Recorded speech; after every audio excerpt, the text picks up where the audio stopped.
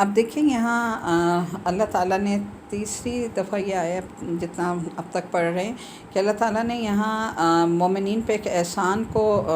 قرار دیا کہ ایک اللہ تعالیٰ نے احسان کیا کہ اللہ تعالیٰ نے انہی میں سے یعنی لوگوں میں سے ایک رسول بھیجا ہے۔ اور آپ صلی اللہ علیہ وسلم نے جیسے پہلے بھی میں نے سارا ڈیٹیل میں بتایا کہ آپ صلی اللہ علیہ وسلم جو ہے انہوں نے 4 چیزوں پر آ کر کام کیا تھا، یعنی 4 نکاتی پروگرام لے کر آئے تھے اور لوگوں کو سب سے پہلے صحیح قرآن پاک پڑھنا سکھایا تھا، پھر ان کا تزکیہ کیا تھا یعنی ان کی ٹریننگ کی تھی، اور اس کے بعد جو ہے انہیں سنتوں کی حکمتوں کی تعلیم دی تھی آپ صلی اللہ علیہ وسلم نے، اور ترجمہ تفسیر سے پڑھنا سکھایا تھا۔ تو نبی کریم صلی اللہ علیہ وسلم کی اس سنت، اس مشن کے مطابق ہمارا اور آپ سب کا فرض بنتا ہے کہ زندگی کی تمام مصروفیات سے وقت نکال کر لازمی ایک بار پورا قرآن پاک صحیح طرح سے پڑھیں، جس طرح نبی کریم صلی اللہ علیہ وسلم نے فرمایا تھا۔ یعنی اگر پورا ہم عالمہ کا کورس نہیں کر سکتے تو عالم اور عالمہ بننا جو ہے وہ ہمارا فرض بھی نہیں ہے، فرض کفایہ ہے کہ ایک بھی بن جائے تو سب کی طرف سے ادا ہو جاتا ہے، لیکن اتنا علم ہمیں ضرور قرآن کا حاصل کرنا چاہیے جس میں حلال اور حرام کی ہمیں تمیز ہو جائے، کہیں سے کورس باقاعدہ طور پہ کریں اور پتہ کریں کہ جہاں صحیح استاد آپ کو کرا رہے ہیں ان سے باقاعدہ طور پہ علم حاصل کریں، اتنا علم ہو جائے کہ ہمارا تجوید کے ساتھ قرآن صحیح ہو جائے اور ہمیں حلال اور حرام کا پتہ چل جائے، اللہ کے احکامات کیا ہیں، کن باتوں کو ماننے کا حکم دیا، کن سے روکا ہے۔ یہ تعلیم ہر مومن مرد اور عورت، مسلمان مرد اور عورت سب پر لازم ہے کہ اتنی تعلیم لازمی حاصل کریں۔ تو انشاءاللہ تعالی اس رمضان کے بعد آپ ضرور تلاش کریں اور کہیں نہ کہیں باقاعدہ طور پہ داخلہ لے کر ایسا کورس کریں جو ہماری اخلاق اور ہماری ساری باتوں کو سنوار دے۔ آیت نمبر 165 ہے وَلَمَّا أَصَابَتْكُم مُّصِیبَةٌ قَدْ أَصَبْتُم مِّثْلَهَا قُلْتُمْ أَنَّ هَٰذَا قُلْ هُوَ مِنْ عِندِكُمْ أَنفُسِكُمْ إِنَّ اللَّهَ عَلَىٰ كُلِّ شَيْءٍ قَدِيرٌ۔ اور یہ تمہارا کیا حال ہے کہ جب تم پر کوئی مصیبت آ پڑی تو تم کہنے لگے کہ یہ کہاں سے آئی، حالانکہ جنگ بدر میں سے دگنی مصیبت تمہارے ہاتھوں فریق مقابل پر پڑ چکی تھی۔ کل ہوا من عند انفسکم، کہیے یہ مصیبت تمہاری اپنی لائی ہوئی ہے، تمہارے اپنے نفسوں کی طرف سے، اللہ ہر چیز پر قادر ہے۔ تو آزمائش کیوں آتی ہے؟ آزمائش اللہ کی طرف سے انسان کی اصلاح کے لیے، اس کو نکھارنے کے لیے، لیکن آزمائش میں مومن اور منافق کا رویہ کیا ہوتا ہے کہ مومن اپنا جائزہ لیتا ہے، ثابت قدم رہتا ہے، اور منافق جو ہے وہ دوسروں کو بلیم کرتا ہے اور آہوزاری کرتا ہے یا صبر کا دامن چھوڑ دیتا ہے، لیکن مومن صبر کا دامن نہیں چھوڑتا۔ جو جتنا محبوب بندہ ہوگا اللہ کا، جتنا اللہ کا قریب ہوگا، اس کے اوپر اتنی ہی بڑی آزمائش آئے گی، اور اللہ سے دعا مانگنی چاہیے کہ اللہ اس آزمائش میں پورا اتارے، اور واویلا نہیں مچانا چاہیے، نہ زیادہ شور شرابہ کرنا چاہیے، بلکہ صبر سے ہر آزمائش کو سہنا چاہیے۔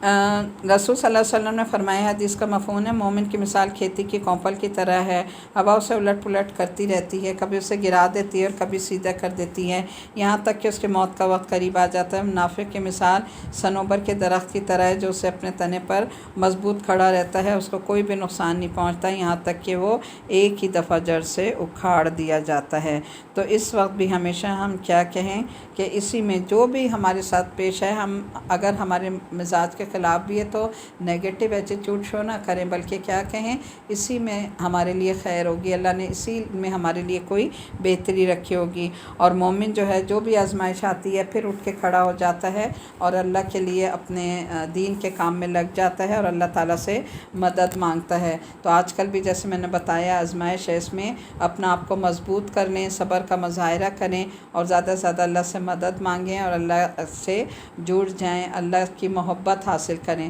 آیت 166 ہے، جو نقصان لڑائی کے دن تم کو پہنچا وہ اللہ کے اذن سے تھا، یعنی اللہ نے خود پہنچایا، کیونکہ اللہ تعالیٰ جب کسی قوم سے محبت کرتا ہے تو انہیں آزمائش میں مبتلا کرتا ہے، پھر جو شخص صبر کرتا ہے اسے صبر ملتا ہے، اور جو جزا و فضا کرتا ہے اس کے لیے پھر کوئی حصہ نہیں ہوتا۔ تو اگر ہم مومن جو ہیں آج ہم یہ سوچیں کہ یہ جو کچھ حالات آئیں اللہ کی طرف سے آزمائش ہے، اللہ ہمارے صبر کو آزما رہا ہے، اللہ تعالیٰ کے ہر حال میں شکر ادا کریں، اور اس پہ بھی اللہ کا شکر ادا کریں کہ آج اللہ نے جو ہمیں گھروں میں بٹھایا ہے، یہ ہمیں موقع دیا ہے کہ ہم ہماری جو عبادات پہلے تھیں اب اس میں چینج آیا ہے، وہ دعائیں، وہ استغفار جیسے ہم پہلے کرتے تھے آج ہم دل سے زیادہ کر رہے ہیں۔ تو یہ بھی اللہ تعالیٰ کے رحمانیت کا، رحمان ہونے کا ایک ثبوت ہے کہ اللہ تعالیٰ ہمیں اپنے اور قریب کرنا چاہ رہے ہیں۔ اللہ اپنے محبوب بندوں کو اپنے قریب لانا چاہ رہے ہیں۔ تو انشاءاللہ جو اس کے محبوب بندے ہوں گے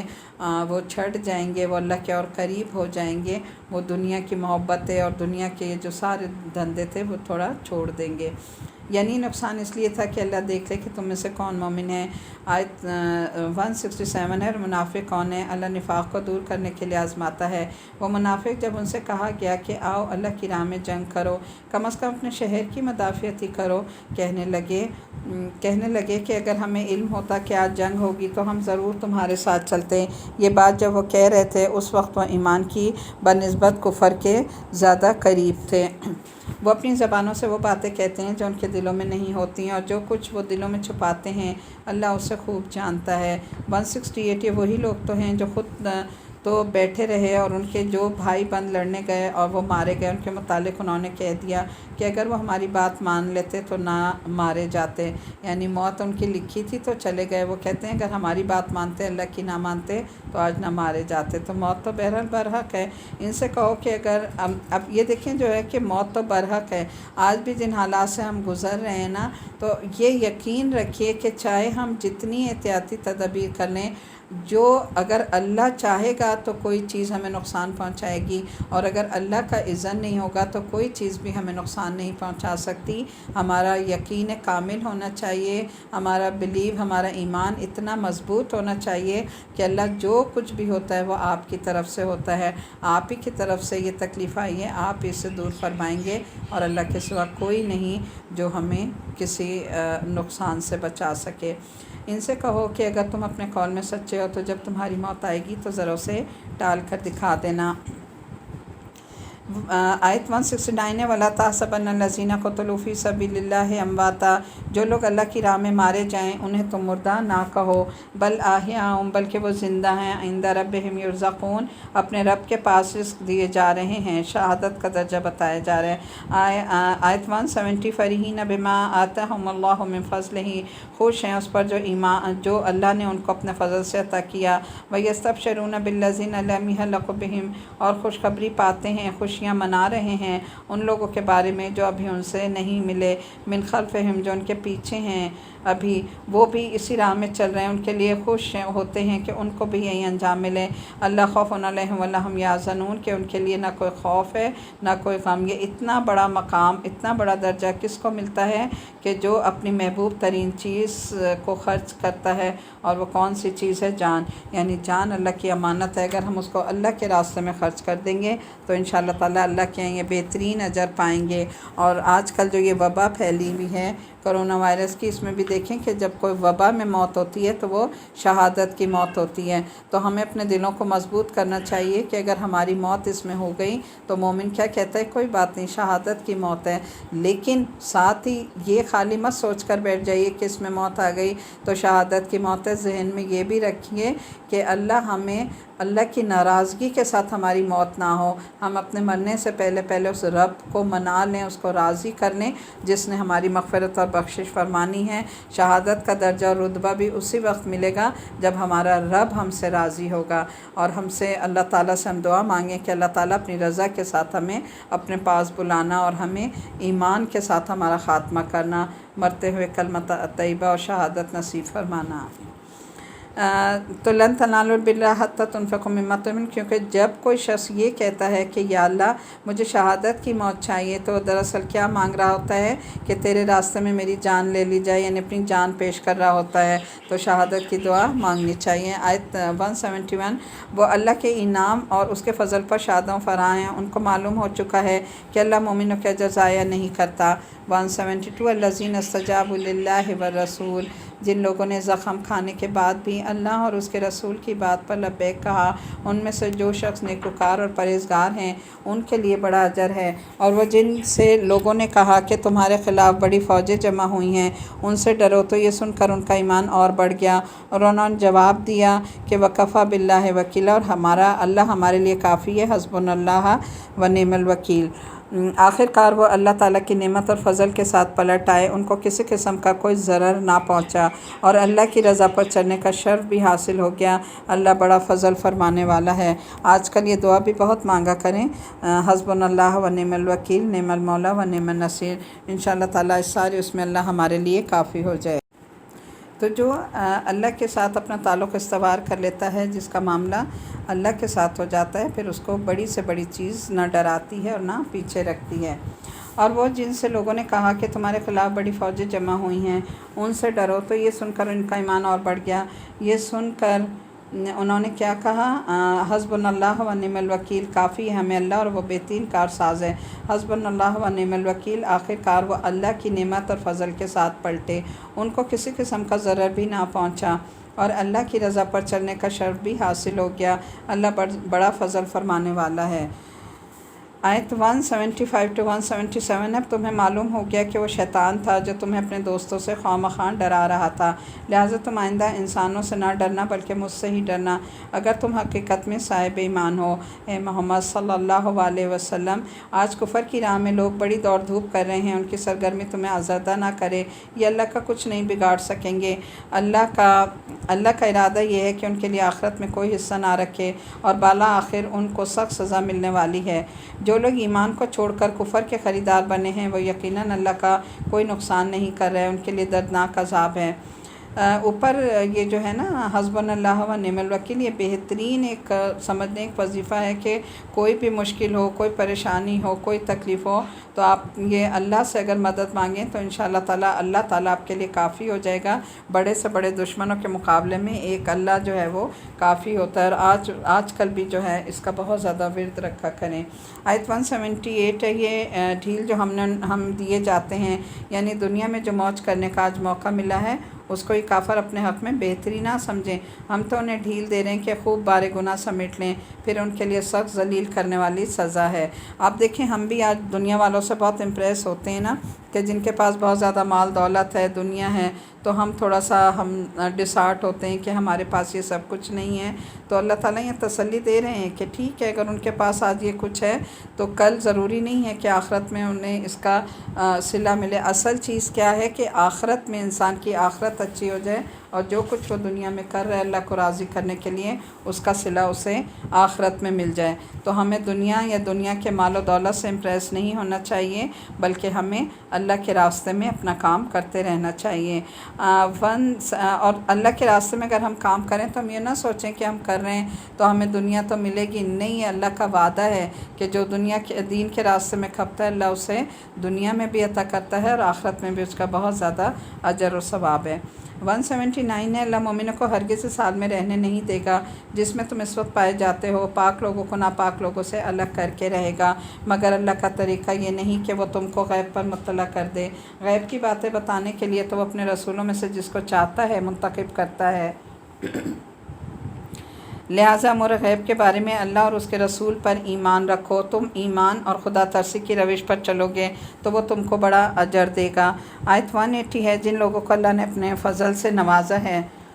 اور پھر وہ بخل سے کام لیتے ہیں، وہ اس خیال میں نہ رہیں کہ یہ بخیلی ان کے لیے اچھی ہے، نہیں، یہ ان کے حق میں نہایت بری ہے۔ جو کچھ وہ اپنی کنجوسی سے جمع کر رہے ہیں وہی قیامت کے دن ان کے گلے کا طوق بن جائے گا۔ زمین اور آسمان کی میراث اللہ ہی کے لیے، اور جو کچھ تم کرتے ہو اللہ اس سے باخبر ہے۔ پھر وہی بات کہ لن تنالوا البر حتی تنفقوا مما تحبون، اللہ کی راہ میں دیتے ہوئے کبھی بھی مت گھبراؤ، کیونکہ اللہ تمہارے مال کا محتاج نہیں، تم محتاج ہوگے۔ اللہ کے راستے میں دو اور اجر کماؤ اپنے لیے، ورنہ اللہ تو زمین اور آسمان کی میراث کا مالک ہے۔ اب یہاں دیکھیں، اللہ تعالیٰ ہمیں بخل سے منع کر رہا ہے کہ اللہ تعالیٰ نے جو مال ہمیں دیا ہے، جو دولت بھی ہے، خواہ وہ ہمارا مال روپے پیسے کی صورت میں ہے، یا ہماری توانائیاں ہیں، یا ہماری کوالٹیز ہیں، یا ہمارا وقت ہے، جو بھی کچھ ہے، یا ہماری اولادیں، ہمیں ان سب کو اللہ کے راستے میں لگانا ہے اور اس معاملے میں بخل نہیں کرنا۔ تو آپ دیکھیں کہ جتنا ہم اللہ تعالیٰ کے راستے میں دیں گے، اللہ کا وعدہ ہے 10 گنا اللہ دنیا میں لوٹا دے گا اور 70 گنا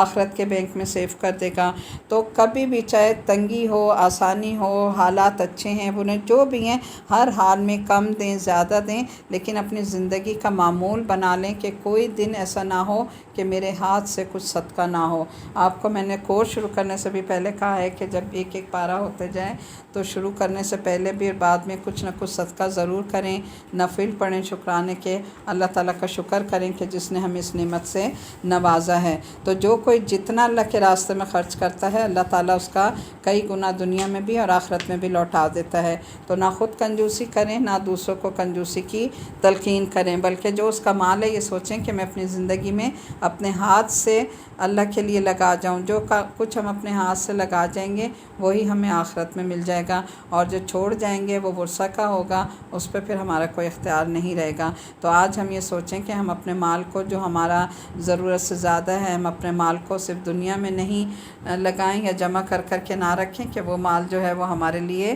سانپ اور بچھو بن جائے گا قیامت کے دن۔ تو ہم اسے دین کے راستے میں لگا دیں، اللہ کے راستے میں لگا دیں، ہر اچھے راستے میں جو ہمارا کئی گنا ملٹیپلائی ہو کے ہمیں واپس مل جائے۔ آیت 181 ہے، لَقَدْ سَمِعَ اللَّهُ قَوْلَ الَّذِينَ قَالُوا إِنَّ اللَّهَ فَقِيرٌ وَنَحْنُ أَغْنِيَاءُ۔ اللہ نے ان لوگوں کا قول سنا جو کہتے ہیں اللہ فقیر اور ہم غنی، ان کی باتیں ہم نے لکھ لی۔ اس سے پہلے جو پیغمبروں کو ناحق قتل کرتے رہے وہ بھی ان کے نامہ اعمال میں ثبت ہے۔ جب فیصلے کا وقت آئے گا اس وقت ہم ان سے کہیں گے کہ لو اب مزہ چکھو عذاب کا۔ 182 یہ تمہارے اپنے ہاتھوں کی کمائی ہے، اللہ اپنے بندوں کے لیے ظالم نہیں۔ 183 اور 184 جو لوگ کہتے ہیں کہ اللہ نے ہم کو ہدایت کر دی ہے کہ ہم کسی رسول کو تسلیم نہ کریں جب تک کہ وہ ہمارے سامنے ایسے قربانی نہ کرے جسے آ کر غیب سے آپ کھا لے۔ ان سے کہیے کہ تمہارے پاس مجھ سے پہلے بہت سے رسول آ چکے ہیں جو بہت سے روشن نشانیاں لائے، وہ نشانی بھی لائے تھے جس کا تم ذکر کرتے ہو۔ پھر اگر ایمان لانے کے لیے یہ شرط پیش کرنے میں تم سچے ہو تو ان رسولوں کو تم نے کیوں قتل کیا؟ اب اے محمد صلی اللہ علیہ وسلم اگر یہ لوگ تم کو جھٹلاتے ہیں تو بہت سے رسول تم سے پہلے بھی جھٹلائے جا چکے ہیں جو کھلی کھلی نشانیوں اور صحیفوں اور روشنی بخشنے والی کتابیں لائے تھے۔ نبی صلی اللہ علیہ وسلم کو تسلی دی جا رہی ہے۔ آیت نمبر 185 آخرکار ہر شخص کو مرنا ہے اور تم سب اپنے پورے کے پورے اجر قیامت کے دن پانے والے ہو۔ کل نفس ذائقۃ الموت ہر شخص کو موت کا مزہ چکھنا ہے، ہر شخص کو موت کا مزہ چکھنا ہے، کوئی زیرو بھی موت سے بچنے والا نہیں۔ اسی وادی سے گزر کر سب کو آگے جانا ہے، سب کا ایک ہی راستہ ہے۔ رسول صلی اللہ علیہ وسلم پر حدیث کا مفہوم ہے کہ جب موت کی شدت طاری ہوئی جو آپ صلی اللہ علیہ وسلم پا رہے تھے تو فاطمہ رضی اللہ تعالیٰ عنہا آپ صلی اللہ علیہ وسلم کی اس کیفیت کو دیکھ کر کہنے لگیں ہائے تکلیف۔ رسول صلی اللہ علیہ وسلم نے فرمایا اے میری بیٹی تمہارے باپ پر جو کیفیت طاری ہو رہی ہے قیامت تک آنے والے کسی انسان سے اللہ اسے معاف کرنے والا نہیں ہے، ہر مرنے والا اس تکلیف سے گزرے گا۔ نبی کریم صلی اللہ علیہ وسلم نے فرمایا ابن آدم کی مثال کو اس طرح پیش کیا گیا کہ اس کے آس پاس 99 موتیں یعنی 99 حادثات اور مصیبتیں ہیں، اگر وہ مصیبتیں اسے نہیں پہنچتیں تو وہ بڑھاپے کا شکار ہو جاتا ہے حتیٰ کہ وہ مر جاتا ہے۔ یعنی موت سے کوئی نہیں بھاگ سکتا، اس لیے موت سے بھاگنا نہیں چاہیے بلکہ موت کی تیاری رکھنی چاہیے اور اچھی موت مانگنی چاہیے، شہادت کی موت مانگنی چاہیے۔ دراصل فکر اس بات کی ہونی چاہیے کہ موت کے بعد ہماری کامیابی ہو جائے، اور وہ کامیابی کیا ہے؟ فَمَنْ زُحْزِحَ عَنِ النَّارِ وَأُدْخِلَ الْجَنَّةَ فَقَدْ فَازَ وَمَا الْحَيَاةُ الدُّنْيَا إِلَّا مَتَاعُ الْغُرُورِ۔ کامیاب دراصل وہ ہے جو آتش جہنم سے بچا لیا گیا اور جنت میں داخل کر دیا جائے۔ رہی یہ دنیا تو محض ایک فریب ہے، ظاہری فریب ہے۔ یجل فعسى ان تکرہوا شیئا ویجعل اللہ فیہ خیرا کثیرا۔ بعض اوقات ایک چیز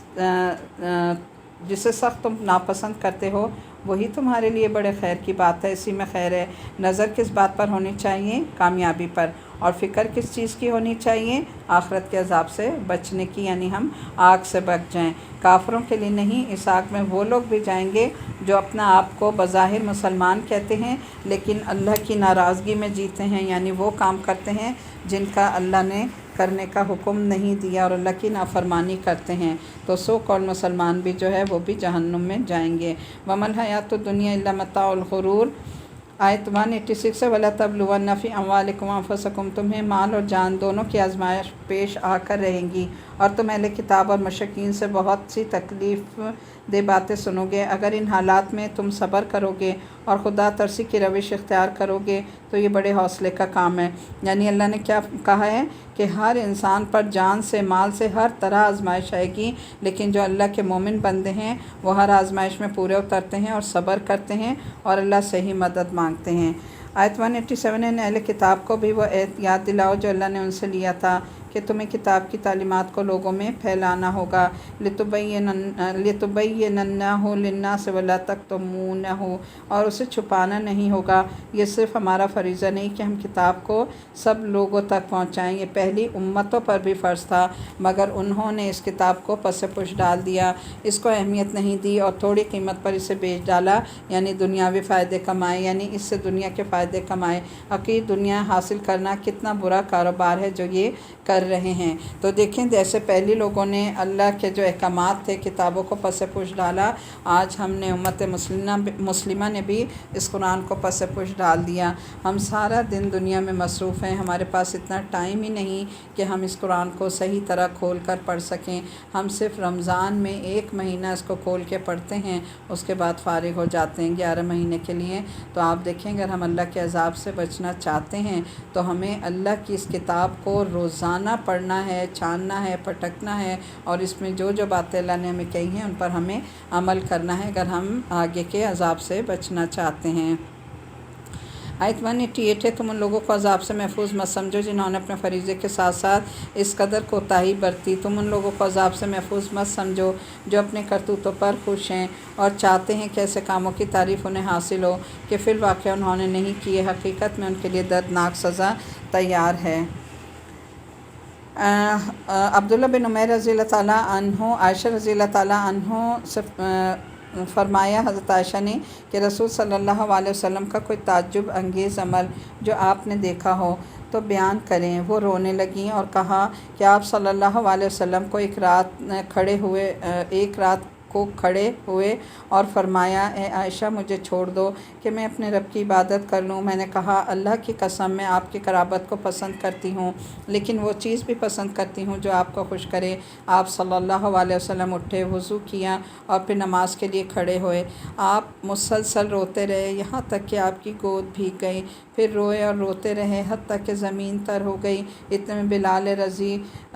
رضی اللہ تعالیٰ عنہ نماز فجر کی اطلاع دینے کے لیے آئے۔ جب انہوں نے آپ کو روتے پایا تو کہا اے اللہ کے رسول صلی اللہ علیہ وسلم آپ اتنا کیوں رو رہے ہیں حالانکہ اللہ نے آپ کے اگلے پچھلے گناہ معاف کر دیے۔ آپ صلی اللہ علیہ وسلم نے فرمایا کہ کیا میں اللہ کا شکر گزار بندہ نہ بنوں؟ آج مجھ پر چند آیات نازل ہوئی ہیں، اس آدمی کے لیے ہلاکت ہے جس نے ان کو پڑھا اور پھر ان پر غور و فکر نہیں کیا۔ تو دیکھیں اس سے کیا پتہ چلتا ہے کہ آپ صلی اللہ علیہ وسلم بخشائے تھے لیکن پوری رات آپ صلی اللہ علیہ وسلم رویا کرتے تھے اور اپنا شکر گزار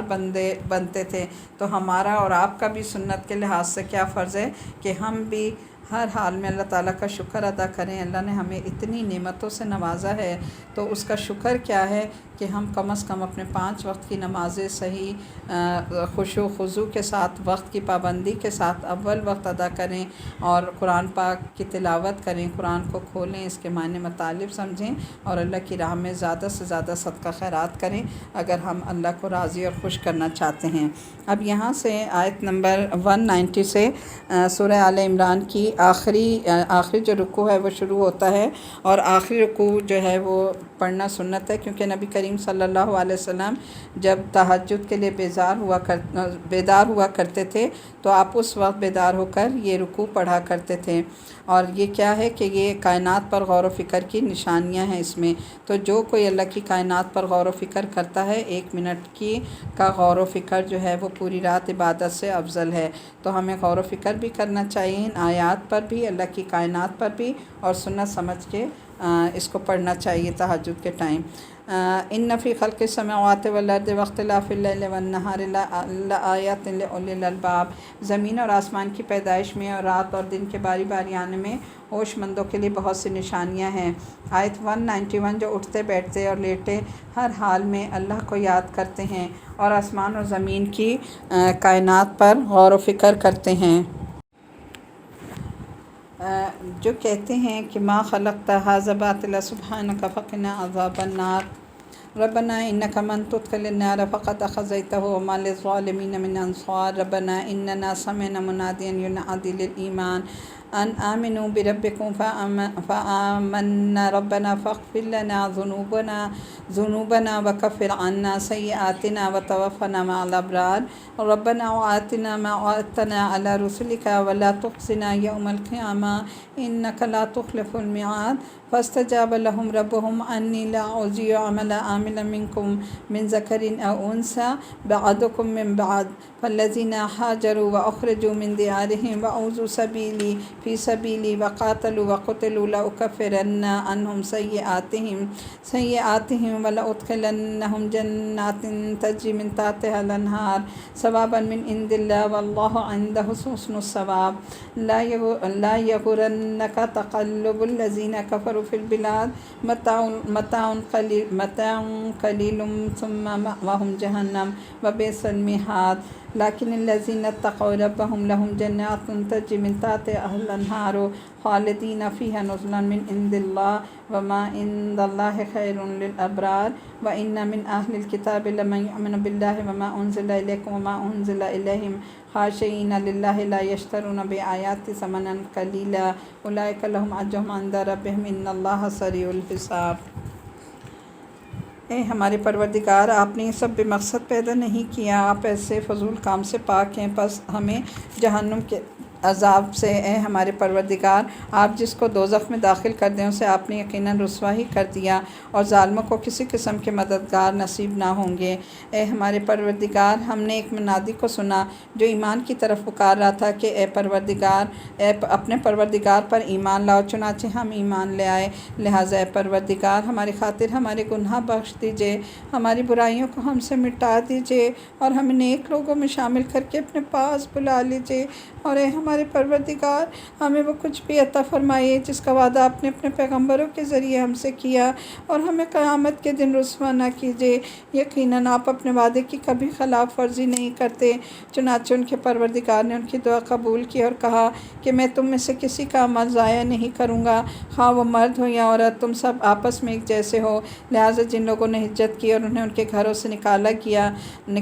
اور میرے راستے میں تکلیفیں دی گئیں، اور جنہوں نے لڑائی لڑی اور قتل ہوئے، میں ان سب کو ان برائیوں کا ضرور کفارہ کر دوں گا اور انہیں ضرور ایسے باغات میں داخل کروں گا جن کے نیچے نہریں بہتی ہوں گی۔ یہ سب کچھ اس لیے اللہ کی طرف سے انعام ہوگا، اور اللہ ہی ہے جس کے پاس بہترین انعام ہے۔ جن لوگوں نے کفر اپنا لیا ان کا شہروں میں خوشحالی کے ساتھ چلنا پھرنا تمہیں ہرگز دھوکے میں نہ ڈالے، یہ تو تھوڑا سا مزہ ہے جو یہ اڑا رہے ہیں، پھر ان کا ٹھکانہ جہنم ہے اور وہ بدترین ٹھکانہ ہے۔ لیکن جو لوگ اپنے پروردگار سے ڈرتے ہوئے عمل کرتے ہیں ان کے لیے ایسے باغات ہیں جن کے نیچے نہریں بہتی ہیں، اللہ کی طرف سے مہربانی کے طور پر وہ ہمیشہ ان میں رہیں گے، اور جو کچھ اللہ کے پاس ہے وہ نیک لوگوں کے لیے کہیں بہتر ہے۔ اور بے شک اہل کتاب میں بھی ایسے لوگ موجود ہیں جو اللہ کے آگے عجز و انکساری کرتے ہیں، اللہ پر ایمان رکھتے ہیں، اس کتاب پر بھی جو تمہیں نازل کی گئی اور اس پر بھی جو ان پر نازل کی گئی تھی، اللہ کی آیتوں کو تھوڑی سی قیمت لے کر بیچ نہیں ڈالتے۔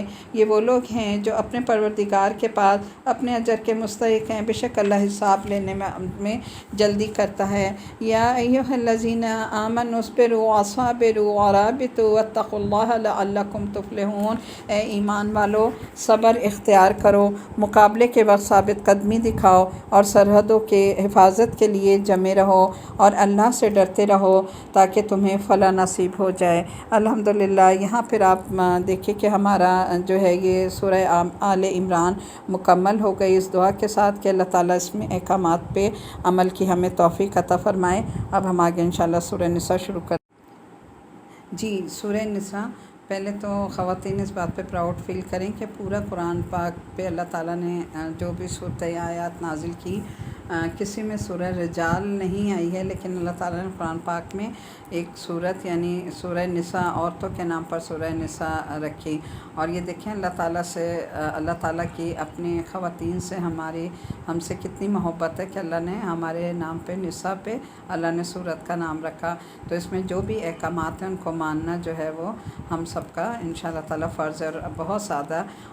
خواتین کے حقوق کو وہ کیا گیا، پروٹیکٹ کیا گیا ہے۔ اس میں تھوڑا سا پہلے آپ کو میں تعارف دے دوں تاکہ آپ کو پتہ چل جائے، آگے جب آپ سنیں تو آپ کو سمجھ آئے کہ سورہ نساء میں کن کن چیزوں پر بات کی گئی ہے، یہ کیا احکامات ہیں۔ یہ سورت حضرت صلی اللہ علیہ وسلم کے مدینہ منورہ ہجرت فرمانے کے بعد کے ابتدائی سالوں میں نازل ہوئی، اور اس کا اکثر حصہ جنگ بدر کے بعد نازل ہوا۔ یہ وہ وقت تھا جب مدینہ منورہ کی جو نوزائیدہ مسلمان ریاست مختلف مسائل سے دو چار تھی۔ زندگی کا ایک نیا ڈھانچہ ابھر رہا تھا جس کے لیے مسلمانوں کو اپنی عبادت کے طریقوں، اخلاق و معاشرت سے متعلق تفصیلی ہدایات کی ضرورت تھی۔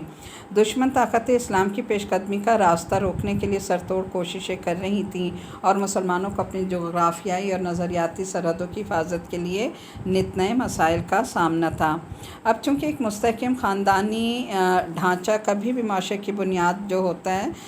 اس لیے اس میں خاندانی نظام میں عورتوں کا بڑا اہم کردار ہوتا ہے، اس لیے عورتوں کے بارے میں صورت میں تفصیلی احکامات فرمائے۔ اور